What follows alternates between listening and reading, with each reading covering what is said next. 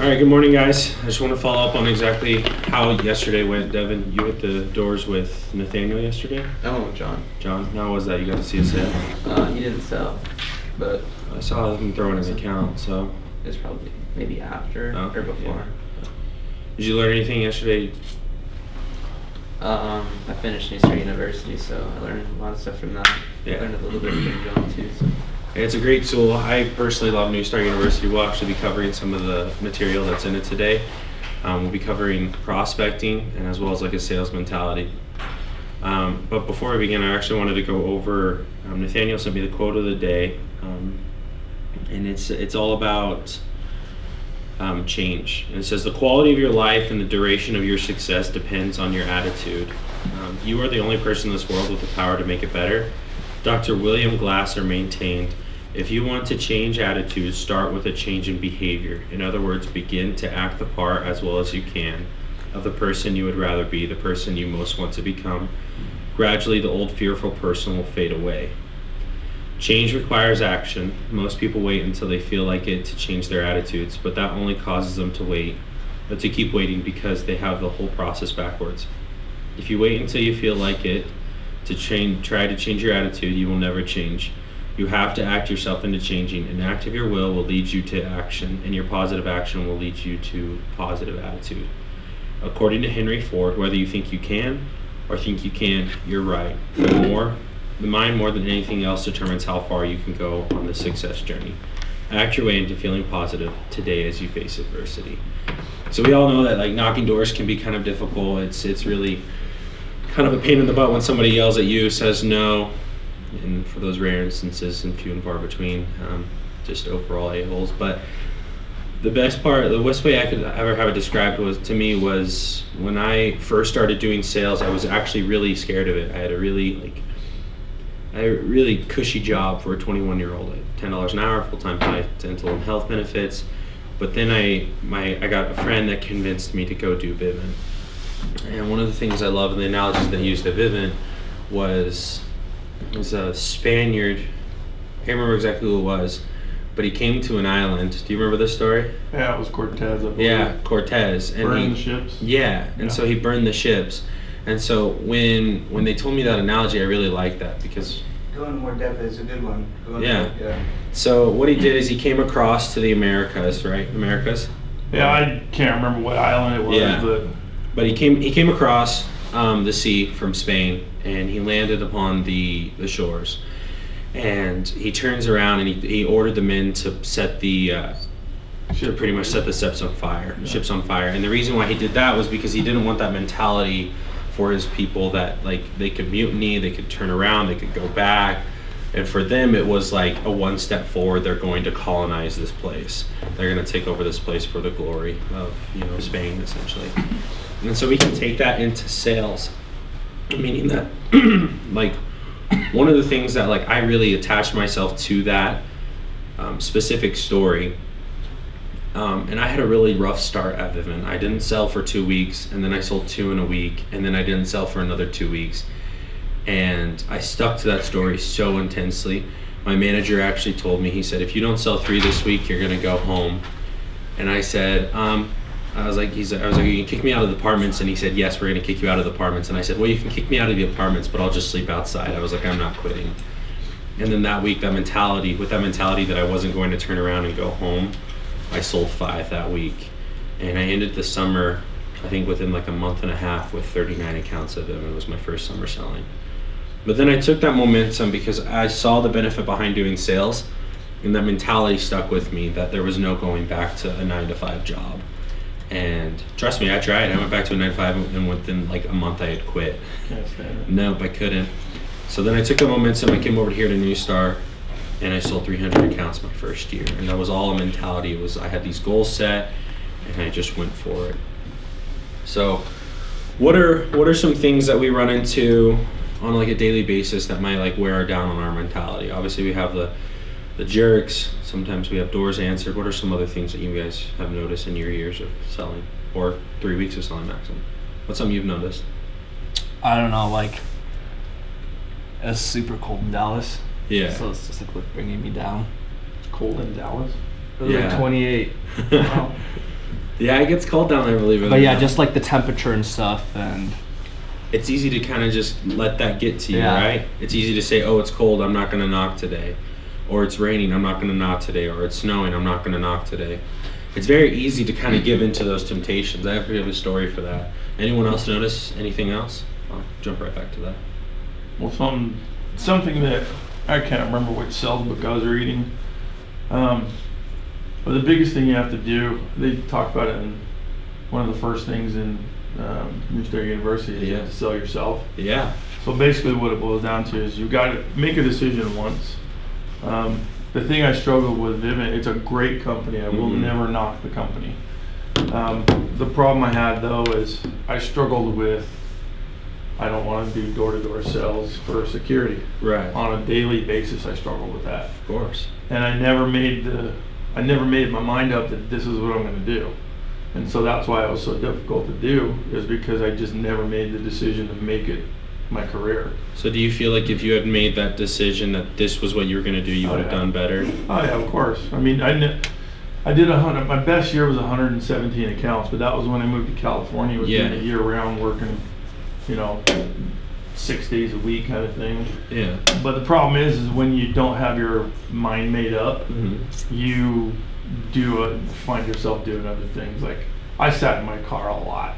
The grass is greener, right? Well, it's not necessarily the grass is greener, but it's more of the, I know I can make money with this. I just I want to do it. Right. Because the people, like, that's how I met Greer. We worked together in St. Louis. Yeah. And you make a ton of money there. It's just, do you want to put the effort into making it happen? And that's where I struggled most. I just wouldn't make my mind up. Yeah. And a big part of it was I didn't want to be in California anymore. And I definitely don't want to move around every flipping summer. I'm too old for that crap. And so that was the biggest thing is, doing 2 summers, moving halfway across the country to another city for 4 or 5 months, and then moving to California, hating it, not wanting to be there. The job's great. I couldn't make that definite decision that I wanted to do that for, a career, just because I wasn't happy with the other aspects of it. So just kind of like recapping on that, it's all very important to sell yourself, simply because when you sell yourself, you're having that change of behavior. And then once you have that change of behavior, kind of going back to that quote we read earlier, you change that attitude.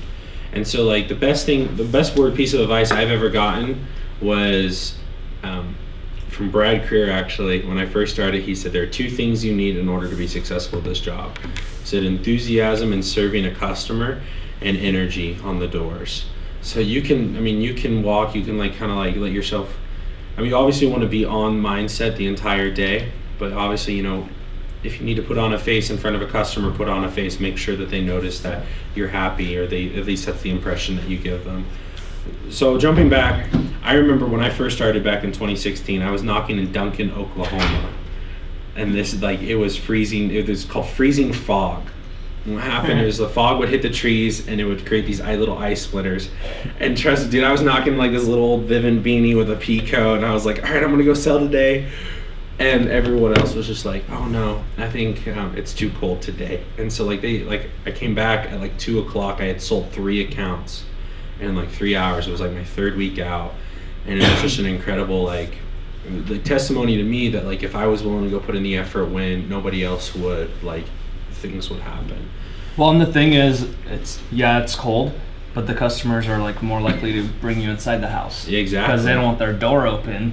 They're like, oh, this guy's frozen, so they just let you in. It's a great way to play the pity card for sure, right? And it works all the time. Yeah, same thing if you're in an area like I was in we were in Bakersfield, and in the summertime it's 115 degrees. You got crayons melting on the sidewalk. You're just you knock on their door, and you sit there talking. It's it's hot outside. Right. Any chance you have a glass of water, and I can just show you real quick what we're doing. Yeah. It's an easy way to get in. Yeah, exactly. One of the things that, as you were reading that quote, I don't know if you had this told to you when you were at Vivint or not, but it's act as if. Yeah. They talk about it, if you read The Secret, they talk about it as well. If you want to be successful, imagine yourself as a successful person, imagine yourself dressing up in your suit and your tie, and imagine yourself driving your car, imagine yourself on your yacht, imagine yourself on that trip, whatever it may be. You act as if, and that comes along with making the decision to do what it is you're looking to do, and making that decision once. So you would say it's mostly like a why, having your why. Yeah, absolutely. Yeah, you know who Satema Nolly is? Say it again. Satema Nolly? No, please tell me. Well, he was one of the guys that actually recruited me. Played for BYU, ended up playing for the Patriots, won a Super Bowl ring, got out of the NFL because of injury, back injury. Got into real estate, was doing really well, and then the market crashed. Yeah. And he lost everything. He was literally adding water to his milk so that it lasted longer because he was so broke. Wow. But what he said, you have to have what's called a BHAG. It's a big, hairy, audacious goal. Something that you don't think you'll ever accomplish. But you've got to set that for yourself and then work towards it, because going along with a quote, you think you can, you think you can't, you're right. So, and trust me, I've talked myself out of a lot of deals. All right. So I mean, like, something I've seen is like, that's a pattern with Nathaniel teaches is, and he kind of goes over this like every time I stop in. He said customers don't stop sales, salesmen stop sales. Yeah. And so like that's something that we need to maintain. Like we need to have this mentality, because it's really easy for us to say when somebody tells you no on the doorstep, we'd be like, okay, look, I'm not here to bother you. Like, I'll see you later. But one piece of advice that Nathaniel told me is that I think he'll like sit down when he gets inside the house. He'll sit down on the couch and he'll literally count how many times they say no, and then once he hits 10 no's, that's when he leaves. Because a lot of the times what these customers say is when they say no is they are really saying, I don't know enough to make a decision. And so a lot of times, like, it'll be like the wife, what will the wife say, and really what they're just using that as is like a cover for their own objections or their own concerns. And so you have to have that mentality. And one of the things that I wanted was, like, I wanted a Kia so bad when my first summer, and I got it. But it all comes down to your why, because I think like the best example of a why would be Jordan Cecil. Jordan Cecil was 17 years old. He called me middle of the summer. So how I found Jordan Cecil was really cool. First off, I recruited Ben Cookson. Ben Cookson recruited Pablo Aguilar, and then Pablo told me about Jordan, and then I had Jordan call me. And Jordan called me, and he's like, hey, like, I can hear you make a lot of money at this job. And I was like, yeah, if you really put your mind to it. I was like, what do you want to use your money for? And he told me his goal, and it was actually really cool. And then his goal changed when he came out. He wanted to buy a car. And so he took a picture. We were staying in a hotel at this time, and he took a picture of this car, and he put it on his phone, and he put it on his vision board right next to his door and right above his bed. And every time he came discouraged, he'd look at it. And this kid, 17 years old, 2.5 months, I think he sold like 207 accounts and funded all of them. So it was pretty incredible. The kid came home, bought a car, essentially blew it, but it blew the cash. It was great though. It was great to see him rolling around in that car. And so this all, like, again, boils down to the sales mentality. The why is the most important part of sales. Because, to be honest with you, not everyone wants to knock doors for the rest of their lives. I don't know anyone that wants to knock doors for the rest of their lives. Yeah. But it's a great way for you to jump forward in life. It's a great way for you to grow. It's a great way for you to learn and go through that entrepreneurial refinement, and kind of, take that next step in life. And so one of the things I want to go over is, like, what is your why? Like, how to figure out your why, and how do you figure out exactly how to get to it. And so does everyone here have a why? Devin, do you have your why? Mark? That's something I've always struggled with. That's another reason I struggled with Vivid, is I could never figure out what my why was. So a lot of times it can be a car, it could be a house, it could be, I know Zach's why this year is a house. You were looking at buying a house within the next year or two. Yeah. Financial freedom. More money, more freedom. And ain't that the truth? I got a buddy who I'm doing some other business stuff with that I was talking to him on the phone about just money and what money represents. And he's like, I don't get up and think about the money I've got. I think about what can I do to better somebody else's life. Exactly. He says, because money, it's not about the money, it's just money gives you options. Exactly. And it was a pretty profound statement he made, and it never really clicked with me, you know, that's really what money is. Yeah. But one why I do have is I do want to get a house. I want to buy a condo or a townhome. That's awesome. Yeah. Is what I want to do. That's awesome. So in the next 12 months. So that's a goal that I've got. And that's definitely doable, you know. And we had was it Colby? I think Colby came in, and was it Colby or he came in and taught us about how, like, what it would take to buy a house, and, you know, if you're going to live in it, like, you can actually put a lot less down on it than normally. And so, like, all of those things are, like, really at your disposal. It really depends if your why is strong enough that the because becomes normal. So I actually have this quote on my phone, and it's from Nietzsche. He says, "He who has a why to live can bear almost any how." And I have this as my background on my phone every single day, because sometimes, like, it can be difficult to go through a day. It's very easy to like lull yourself into this. I'd much rather just sit in my car. I'd much rather, you know, play video games. I'd much rather watch a movie, hang out with a girlfriend, go out, play paintball with some friends. And then when you take that mentality, when you go, okay, I'd much rather do this, then what you're saying is my why is not important enough to work for. And when we do that, we begin to develop habits in our brain.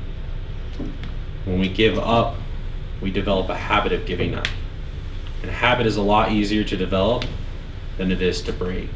And so before, like, that's one of the things I feel like I struggled with this as well. And one thing I committed to was that I wasn't going to develop bad habits, and if I had any, I was going to try and break them down. And so that's pretty much like the whole thing behind sales mentality, is that you need to focus. It's like tunnel vision. You focus on that one thing. When you're off the doors, great. Play your video games, hang out with a girl, call the girl, go to a casino, do whatever you want. I've done all of it. But when you're on the doors, the days that I've done the best are the days where I'm excited, where I'm energetic, when I'm like, oh, dude, I can't wait to save somebody money. I remember my 5th week out, mate. It was a Saturday. I went out at 9 a.m. with Mikey Schroppel, and I did 7 that day. And it was incredible. I was done by like 6 o'clock, and I was like, this is amazing. Like, it was incredible. But like, I remember like walking into like so many people's houses and them complaining about their bills. And I remember like one in particular was this lady who said, as I walked out her door, I saved her $80 that day. And she said, I wasn't going to have enough food for groceries this month. And she said, you literally put food on my table. And like, that was a huge blessing to me.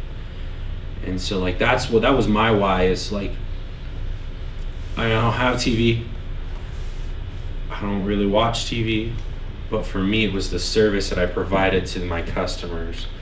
Because if you're gonna have TV, you might as well pay the least amount for it. And so STPPW, service to people provides work. And that's something that, you know, Nate taught a couple weeks ago at our weekly training on Thursdays, and it really stuck with me. And I realized like that was like my goal, was that I was just going to help as many people as possible.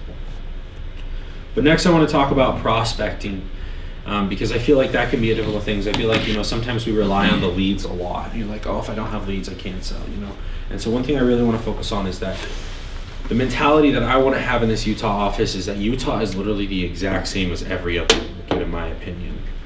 And the reason being is, if I have that mentality, if I say, hey, Utah's a hard market, if Utah's, you know, I give this excuse for me not selling for the day, or, you know, because I plan on selling with you guys every Saturday, and during the summer, you know, a little bit more than that. But my point is that when you allow yourself to come up with excuses, you allow yourself an excuse to fail. I mean, that's one of the things that Dalton Westwood, who is incredible, he did 60 accounts this year? I believe that's correct. 560 accounts, and he's 19 years old. Just bought a house, a townhome up in, wow. Anyway, it was incredible, and I remember watching him like throughout the summer. Like, he came home one day, like after a month of being out in Kentucky, and he said, I'm not going to make excuses for myself anymore. I'm not going to allow myself to like allow the customers to affect my sales, to affect my income. And it was a complete transformation of the mindset and a complete transformation of the office. Like, Dalton's is a natural born salesman. He works hard, and that's like the most important part. So what are some things that you guys look for when you guys don't have leads, when you're just knocking doors? What are some like signs of life that you guys notice? We Lights talked about on, cars in the driveway, doors Exactly. open, blinds on the windows open. Obviously, look for a dish. right. So those are prospecting tips like right off the bat. One thing I loved that they taught at Vivint was, what do you look for in the yard? You look for toys. Oh yeah, You look for like sports insignias, something you can talk about. bumper stickers, kids Exactly. on board, Exactly. minivans. Why do you think that prospecting in that way is important? Well, the biggest reason why is when you prospect like that with security, Uh huh. you know exactly what to hit them with when it comes to presentation. Because if you've got somebody that has a Corvette and a Camaro sitting in the driveway, Yeah. more than likely they're probably not going to have kids. It's not going to be about the kids. It's going to be more about their stuff. It also helps you break pre-oc. You know, when they knock on the door and you're like, you introduce yourself and like, is that, you drive that awesome Camaro right there? There you go. Or you make a joke, you're like, yeah, you know, I'm Mark with Vivint. We do the smart home stuff. I can only work with people that got cool cars in the neighborhood. You got one of the coolest I've seen today. Yeah. You know, just simple stuff like that. Or if you see a minivan, now you know, you're like, yeah, you know, parents love this stuff because with the doorbell camera, they can see their kids coming home from school. They know that they're home safe. They know that they're not bringing friends in. You know, I always share the story about a guy in St. Louis who got the system because his 16-year-old daughter kept sneaking boys in through a window. Yeah. So he put a sensor on her window and a doorbell camera and another camera on the side of the house, so that when he's at work, 'cause he was a single dad, Yeah. he knows what his daughter's doing. So it just gives you that. So how could we relate that to sales in like the direct TV spectrum? Max, I want you to answer this, would you? Oh, geez. Repeat it again. How could we relate prospecting, like knowing these things before we ever knock up to a door? How could it help us knocking doors for satellite? So like they have like a sports team insignia like on their driveway. Or they Yeah, have, we like- just talk about it, Yeah. and if they want the NFL package, go ahead. Like if they're an Eagles fan, And they live in Dallas. What yeah, do you give them? give them the sport package or the Exactly. extra. No, that's exactly right. And so what it does, it allows you. So more information means more power. More information means more closing opportunities. So if you walk up to a house and you see on the back of their window that they have kids, the little stick figure stickers, you can pretty much assume that you're probably. I mean, every package comes with cartoons, but you can focus on the needs of the kids. Yeah. So a lot of times the parents will be like, "Hey, as long as my kids have their channels, I don't care what we have." Or, you know, as long as I have my Eagles and they're living in Dallas. Or as long as, you know, I have my DIY channel. You know, you might notice that, you know, in the yard, like the wife has like made improvements or like, you know, kind of done like barn wood or anything along those lines. If you pay attention to it, it makes closing and communicating with a customer a lot easier. And that's yeah, go for it. Something else, because we're talking about saving people money. Yeah. When you go for the close, you know, and you know they've got kids aren't cheap. No? So now when you're going to the close, you can be like, yeah, so, you know, we're going to be able to get you all the same channels, brand new equipment, you know, record 5 things at a time, but we're also going to be able to save you, you know, $45 a month. Mm-hmm. You know, that's over $500 over the course of the next 12 months. Mm-hmm. So, you know, now you can buy Johnny those new shoes that he needs, or you can pay for school, or you can take the kids on a small, little vacation or something. Yeah. So you can use that As and paint it incentivizing that for- way. Yeah. Because, you know, people that have kids, their kids are important to them. So What if do you we can call do it? something, take care of your family with that extra money, Yeah. you know. Vivint, we called that, what is that? Painting the vision, painting the dream, right? Yeah. Yeah. And that was kind of cool. So, when you pitch somebody on the doors, like you can actually like communicate with them and you can connect with them, and that's the most important part. Is when you connect with a customer, that's when they start believing that they can trust you. When a customer trusts you, they're willing to buy from you. Nothing ever happens until the customer trusts you. So, one thing that I would like to do today is I'd like to go over pitches, and I don't want to do your normal door approach pitch. I want you to like pitch according to the customer that you see. So what I'm going to do is I'm going to give you, specific tasks. So Mark and Devin, I'm going to do Maxim and William, right? Will, apologize. And Zach and I will role play. And so what I want you to do is Mark and Devin, I want you guys to do kids on the door. So like you notice like there are toys outside, okay? Maxim and Will, I want you guys to do sports. and then you and I will do like Old Dish, or we'll do, we'll just kind of role play from there. Okay, we'll notice that maybe that there's stickers on the back or